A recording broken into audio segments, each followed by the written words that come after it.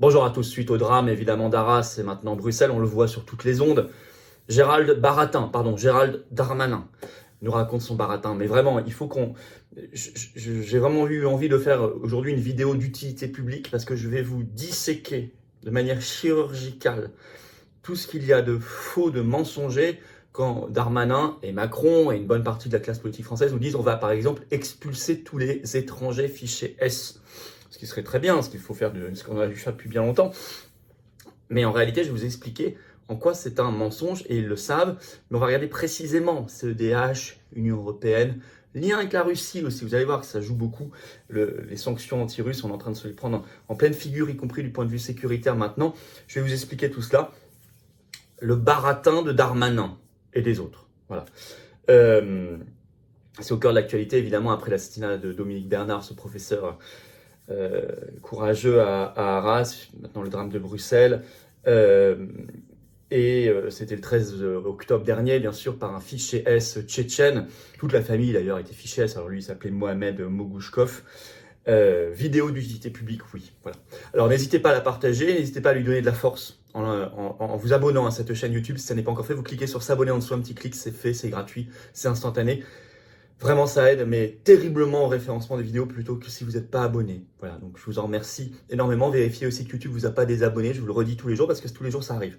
Il y a de nouveaux désabonnés malgré eux. Réabonnez-vous le cas échéant, s'il vous plaît. Ça aide beaucoup la chaîne et la diffusion de ces vidéos. On va toucher de nouvelles personnes. Voilà. Et par ailleurs, eh bien, vous pouvez également renforcer cette vidéo par un commentaire, par un pouce en l'air. Voilà, vous le savez. Donc, nous allons évidemment commencer. Alors d'abord, on va regarder cette affaire, les récents coups de menton de Darmanin. Je cite, dépêche AFP, 14 octobre, le titre Arras de points, Darmanin, donc le ministre de l'Intérieur, demande l'expulsion systématique de tout étranger considéré comme dangereux. Il l'a dit en conférence de presse, donc c'est même plus que les fichiers S, c'est vraiment les étrangers considérés comme dangereux, systématique. Et il dit, je cite, la ligne de fermeté est extrêmement claire. Alors, généralement, déjà, quand on a besoin de dire qu'on est ferme, c'est qu'il y a un problème. Normalement, ça se voit. Bon, ça, c'est classique. Avec cette promesse, je vais vous lire précisément ce qu'il a dit, issu de la dépêche AFP dans sa conférence de presse. Je cite Darmanin. Identification partout sur le territoire national de ceux qui sont dangereux, retrait systématique du titre de séjour pour ceux qui sont étrangers, expulsion systématique de tout étranger, en effet considéré comme dangereux par les services de renseignement, a-t-il énuméré. Très bien. Et il annonce notamment la reprise des discussions avec les autorités russes pour expulser dans leur pays d'origine les citoyens russes qui sont fichés S, notamment les Tchétchènes en fait. Ils visent les Tchétchènes là surtout. Alors il cite, c'est une petite soixantaine aujourd'hui, donc 40 seraient en prison, donc une vingtaine d'y seraient expulsables aujourd'hui. Puis Macron en rajoute une couche, bien sûr. BFM TV, 16 octobre. Le titre, Emmanuel Macron demande au préfet de recenser la totalité des fichiers radicalisés, expulsables dans leur département. Il demande, je cite, un État impitoyable envers tous ceux qui portent la haine et des idéologies terroristes. Ok. Alors Darmanin, ça a été annoncé sous les 48 heures, donc ça doit, j'imagine, être fait dans les heures qui viennent. On verra en ce sens une circulaire à tous les préfets. Alors, la réalité, ça c'est la com. Ça, c'est les coups de menton, ce que j'appelle le baratin. Ils vont particulièrement loin cette fois-ci dans la com. B, la réalité. Là, ça c'était A, on va dire. Maintenant, B, si on est très très organisé. B, la réalité. Alors d'abord, sur la dernière annonce de Macron, quand même, là, c'est se moquer du monde. Ça fait plus de 6 ans qu'il est président de la République, et il nous dit, je vais demander aux préfets dans leur département de recenser tous les fichiers dangereux, radicalisés. Et on va faire une circulaire maintenant, après plus de 6 ans qu'ils sont arrivés au pouvoir. Donc, tout ça n'est pas sérieux. Bon. 2, très fondamentalement, on va regarder le problème de la CEDH, la Cour européenne des droits de l'homme, qui fait que tout ce qu'annonce Darmanin ou Macron, et tant d'autres, y compris dans l'opposition avec des guillemets, soit LR, Reconquête, RN, enfin tous ceux qui parlent de ça, parfois en fumant, ou des députés même macronistes, c'est de l'enfumage total du mensonge. Alors, Darmanin même dit, il a fait le 14 octobre une conférence de presse, je vous dis, il ajoute ceci. Nous avons été condamnés par la CEDH pour la reprise de ces expulsions. celle des Tchétchènes. Mais j'assume particulièrement. Il vaut mieux parfois, dit-il, être condamné par la CEDH et protéger les Français. Alors, il avait déjà dit la même chose aux 20h de TF1 le 13 octobre la veille. Donc, il en fait vraiment un argument de communication. L'argument de communication, il tient dans le « j'assume ». Le « j'assume », ça fait fort. Ça fait « vous pouvez me dire tout ce que vous voulez, je sais, mais je vais le faire quand même. J'assume ». C'est ça que ça veut dire. Ça impressionne les oreilles un peu faibles ou mal informées. Alors, déjà, il y a une révélation dans cette phrase. Il dit « il vaut mieux parfois être condamné par la CEDH et protéger les Français ». Donc, il admet que la France met sa signature et ratifie des traités supranationaux qui nous condamnent, mais qui nous mettent en danger. Puisqu'il dit, si on leur désobéit, si on est condamné, en même temps, on protège les Français. Si on ne le faisait pas, on les mettrait donc en danger. Donc c'est gravissime. Mesurons quand même le poids de cette phrase. Bon. Ensuite, sur le fond. Alors en effet, effectivement, il y avait une dépêche AFP du 30 août 2022, c'était il y a un peu plus d'1 an, la CEDH condamne la France pour l'expulsion de Tchétchènes vers la Russie. En fait, 2 Tchétchènes. Et en effet, la CEDH a dit non, vous ne pouvez pas les expulser, les Tchétchènes vers la Russie. Pourquoi? Parce que ça enfreint l'article 3 de la Convention européenne des droits de l'homme, qui interdit la torture et les traitements inhumains et dégradants. Pourquoi? Parce qu'il y a un potentiel risque, écrit la CEDH, de mauvais traitements encourus par eux en Russie s'ils reviennent en Russie. La CEDH dit non, vous ne pouvez pas expulser les Tchétchènes parce que vous allez les envoyer dans un pays qui potentiellement va mal les traiter. Ce serait contraire à l'article 3 que vous avez signé et ratifié. Et la CEDH est même très plus claire que ça. Écoutez bien ce que dit la CEDH. Ça a été repris par un récent article du Monde là, de ce 15 octobre. Je cite la CEDH. La protection offerte par l'article 3 de la Convention européenne des droits de l'homme présente un caractère absolu.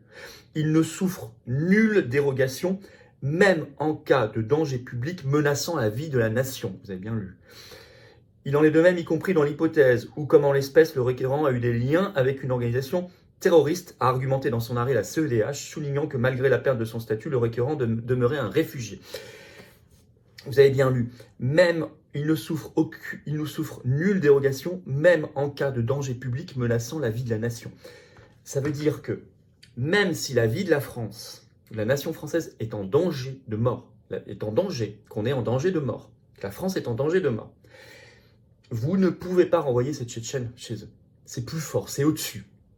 Donc non seulement on est dans du droit supranational, donc au-dessus de notre droit, mais on est même au-dessus de l'existence même de la France. C'est ça qu'il faut comprendre de cette phrase. C'est écrit explicitement. Donc elle est très très claire. Donc le « j'assume » de Darmanin, le « j'assume » ministériel, c'est de l'enfumage. Pourquoi? Parce qu'on pourrait se dire, oui, mais d'accord, on va renvoyer les Tchétchènes, on va être de nouveau condamnés, et puis on s'en moque. Bon, déjà, on va payer des amendes, ce qui est désagréable pour le contribuable français, ce sont souvent de lourdes amendes, mais c'est pas que cela en réalité. C'est que maintenant que la CEDH a posé une jurisprudence, a dit le droit, c'est un droit, c'est une cour, c'est un juge supranational. Tout ce qui est en dessous dans la chaîne française, les juges français, tribunal administratif, cour administrative d'appel, conseil d'État, qui juge des reconduites à la frontière, des expulsions d'étrangers, va reprendre ce droit en amont, sans même que la CEDH ait besoin de dire quoi que ce soit. Les tribunaux administratifs et le Conseil d'État appliquent donc en amont sa jurisprudence. Donc, demain, quand des Tchétchènes seront éventuellement expulsés, ils auront le droit de faire un recours devant le tribunal administratif. Le tribunal administratif reprendra l'argumentation de la CEDH de 2022 et ils gagneront. Les Tchétchènes gagneront et ils resteront en France. Comment on le sait? Parce que c'est comme ça que ça fonctionne la justice. Et le droit supranational, ça a toujours fonctionné comme ça. Parce que la CEDH, ça a fonctionné sur ça, sur beaucoup de domaines déjà. Et ça fonctionne déjà, ça imprègne déjà notre droit. Il n'y a pas que les Tchétchènes qui sont concernés. Je vous ai donné, dans mon livre Frexit, qui est sorti fin 2018, je vous ai donné plein d'autres exemples. J'ai cité des arrêts de la CEDH. Sauf qu'à l'époque, il n'y avait pas encore eu les Tchétchènes, puisque c'est sorti en 2022. L'arrêt a été rendu en 2022. Par exemple, l'AFP a publié une dépêche le 25 juin 2020 sur l'expulsion de 2 enfants clandestins comoriens qui étaient à Mayotte illégalement vers les Comores. Ils retournaient vers leur pays, leur famille. La CEDH a dit non, vous n'avez pas le droit de le faire. Donc maintenant, le juge administratif français dit non, vous n'avez pas le droit de le faire. Parfois, ils utilisent l'article 3 que je viens de vous citer. Parfois, ils utilisent l'article 8 de la Convention sur le respect de la vie privée et familiale. Là, c'est le cas, par exemple, pour les Comoriens. ou encore c'est sur le site de Dalloz, hein, donc c'est vraiment le droit, 1er février 2018, la CEDH a condamné l'expulsion d'un ressortissant algérien qui avait été pourtant condamné en France pour association de malfaiteurs terroristes. Parce qu'en disant pareil, l'article 3, s'ils retournent en Algérie, potentiellement ils seront maltraités. Donc tout ça crée une énorme jurisprudence hyper protectrice pour ceux qui sont censés être expulsés, y compris quand ce sont des gens très dangereux, condamnés pour terrorisme, etc., etc. Mais la CEDH a dit c'est au-dessus de la vie de la nation. Je vous l'ai cité. Donc Darmanin ment, parce qu'en réalité la jurisprudence de la CEDH s'applique déjà, y compris pour les Tchétchènes, par le juge administratif. On n'aura pas besoin d'aller à la CEDH demain. Un simple tribunal administratif suffira. Et si ça ne suffit pas, il suffit de faire appel devant la cour administrative d'appel, voire le Conseil d'État. Et c'est fini. À chaque fois, ça crée une jurisprudence. Parce que la France a signé et ratifié ce traité. Et donc, le juge, lui, il dit, écoutez, vous n'êtes pas sérieux, vous avez signé, vous n'avez pas retiré votre signature. Donc nous, on applique ce que vous avez signé. Et du point de vue du droit international, excusez-moi, mais c'est logique. C'est logique. Ça peut être affreux, mais tant qu'on n'a pas retiré notre signature, tant qu'on n'a pas dénoncé ce traité, tant qu'on n'a pas quitté la CEDH, c'est juste logique. Il y a le problème de l'Union européenne aussi. Récemment, la Cour de justice de l'Union européenne a durci la possibilité d'expulser des étrangers. C'est dans une récente décision contre la France qui date du 21 septembre dernier. Le JDD en avait fait un article début octobre qui résume, je vais vous citer. La CJUE, Cour de justice de l'Union européenne, a dit non. Gérald Darmanin avait promis un renforcement, je lis le journal du dimanche, avait promis un renforcement des contrôles à la frontière franco-italienne pour empêcher son franchissement illégal par des milliers d'Africains tout juste débarqués à Lampedusa. Il avait déjà fait une incise précisant que les réfugiés politiques ou les mineurs isolés feraient exception, les conventions l'y obligent. Pour le reste, pas de franchissement. Mais saisi par le Conseil d'État, lui-même interpellé par des associations de défense des migrants, la Cour de justice de l'Union européenne a rappelé la France à l'ordre, jugeant que la situation et l'intérêt supérieur de la nation française comptaient moins, comme la CEDH, que, je cite, les normes et procédures communes prévues par la directive européenne Retour, qui date de 2008, qui doivent être respectées en tout lieu. C'est-à-dire, je lis toujours, cette directive Retour, adoptée par le Parlement européen et le Conseil en 2008, prévoit tout simplement que tout ressortissant étranger en situation irrégulière doit pouvoir bénéficier d'un délai pour quitter volontairement le territoire avant une éventuelle reconduite forcée. Il n'est plus possible d'interdire le franchissement illégal de nos frontières intérieures autrement que par l'invitation à quitter le pays. Invitation évidemment non contraignante dans les faits. C'est clair, cette directive, la CJUE vient de dire à la France, décision du 21 septembre dernier, c'est tout récent, vous devez l'appliquer dans tous les cas de figure. Vous ne pouvez pas expulser quelqu'un, vous devez d'abord lui demander de quitter lui-même le territoire. Il a le temps de disparaître. Alors, après, il y a tous les autres problèmes posés par l'Union européenne, on en a déjà beaucoup parlé ici, la directive de 2003 qui oblige un total regroupement familial, par exemple, et puis ce qui va arriver, le futur pacte pour la migration, qui va obliger une relocalisation forcée des migrants en permanence dans tous les pays de l'Union européenne, sinon vous payez 20 000 € d'amende par migrant. Voilà. Troisième problème, la Russie. Là aussi, il y a un baratin de Darmanin et de Macron. Parce qu'ils nous ont dit, on va reprendre la coopération sur la Russie pour qu'ils reprennent leurs Tchétchènes dangereux, etc. Bon, pense-t-on vraiment que la Russie va coopérer avec la France après tant de mois et d'années d'insultes, de refus de dialoguer et de sanctions? La Russie est sous sanctions. Il serait temps d'y penser. Et puis, Le Monde, dans un article du 16 octobre, a posé un autre problème. On a supprimé tous les vols directs, Air France, tout ça avec la Russie. Par résultat, on ne peut plus les expulser. Je vais vous citer l'article du Monde, écoutez bien. Enfin, même avec un accord de retour d'un ressortissant entre Paris et Moscou, un dernier obstacle subsiste. L'absence de vol direct entre la France et la Russie rend l'expulsion quasiment impossible. Les autorités devraient obtenir des visas de transit par des pays tiers pour la personne expulsée, mais aussi pour son escorte. Le 11 octobre, la Cour d'appel de Paris avait dû remettre en liberté un ressortissant russe, l'administration chargée de fournir un vol, n'ayant pu trouver de solution pour rejoindre la Russie, même avec escale. Vous voyez, on vous l'a pas dit, c'était tout récent, c'était le 11 octobre. Ils viennent de cracher le morceau. Donc, pourquoi? Parce que les sanctions, on a supprimé les vols là, depuis février 2022, voilà. Donc, en conclusion, c'est que du blabla, tout ça, mais très dangereux, parce que derrière, il y a des vies. Il y a ce professeur égorgé, il y a ce qui vient de se passer à Bruxelles, c'est en Belgique, mais c'est le même droit européen, CEDH, UE s'applique de la même manière. Il y a tout ce qu'on a déjà vu en France. Bon. et tous les autres problèmes, parfois moins dramatiques, mais enfin quand même très problématiques quand même. Tout c'est du blabla tant qu'on reste dans la CEDH, Schengen et l'Union européenne. C'est du blabla. Et tant qu'on ne rétablit pas des relations intelligentes avec la Russie. D'accord? C'est pour ça qu'on est aussi pour l'arrêt des sanctions depuis le début. Ça sert à rien et ça nous met nous en danger. On le voit là. Parce que Darmanin et Macron, bon bah c'est du baratin, mais il n'y a pas que. J'ai vu par exemple le patron des Républicains, Éric Ciotti, juste après la décision que je viens de vous citer de la CJUE qui dit vous ne pouvez pas les expulser. Il a râlé. Mais les Républicains ont voté tous les traités européens, ils les ont tous ratifiés, et ils ne disent pas aujourd'hui qu'il faut faire le Frexit.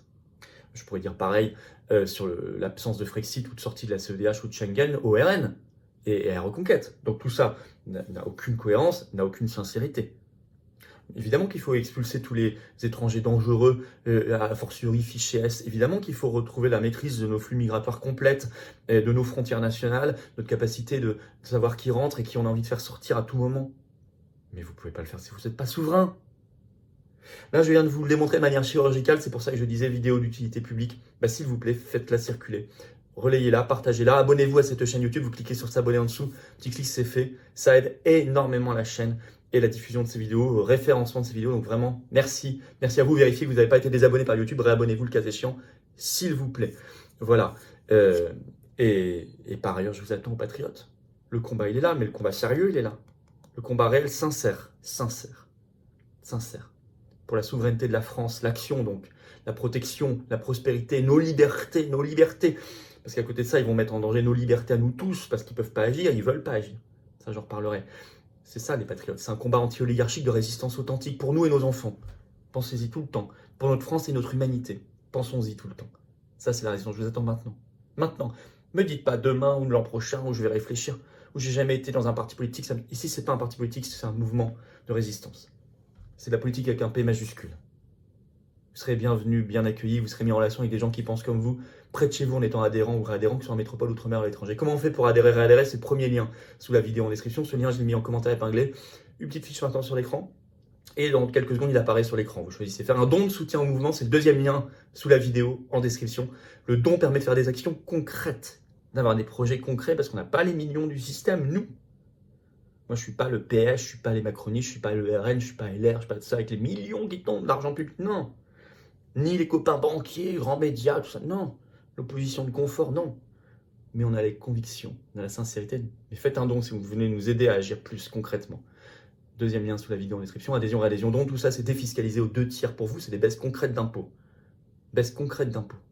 Vous mettez 100, ça vous enlève 67 €. 2/3. Vous mettez 1000, ça vous enlève 670. Vous mettez 10, ça vous enlève 6,70 €, etc. Bravo aux donateurs, aux adhérents, bienvenue aux nouveaux adhérents patriotes et vive la France.